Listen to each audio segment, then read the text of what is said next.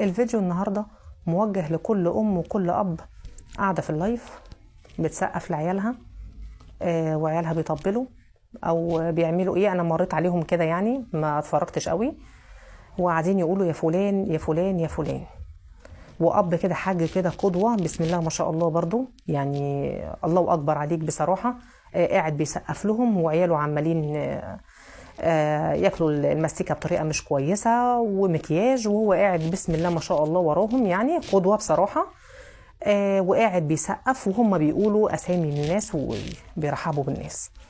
طيب انا عايزه اقول لك كلمه واحده، انا لله وانا اليه راجعون. بجد يعني الله يرحم كل حاجه فيك بصراحه يرحم كل الاخلاق والمبادئ والكرامه وكل حاجه، الله يرحمها ما عدا حضرتك يعني لسه عايش. ايه ده؟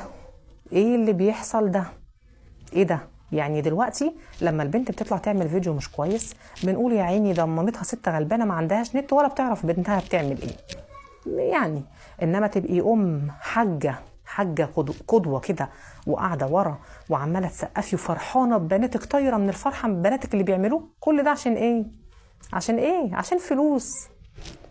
لا حول ولا قوه الا بالله. عشان فلوس، اجيب فلوس من 100 طريقه غير دي. اطلع لايف، انا مش بقول اللايف حرام، اطلع لايف بس يبقى محتوايا محترم، غير كده ما اتكلمش خالص. ما عنديش محتوى انا اقدمه، وانا دلوقتي اعمل ايه؟ ما تعمليش حاجه، اقعدي ساكته واقعد ساكت كده قدام اللايف كده، هيجيلك فلوس برضو حتى لو قليله، هتكون احترمت نفسك.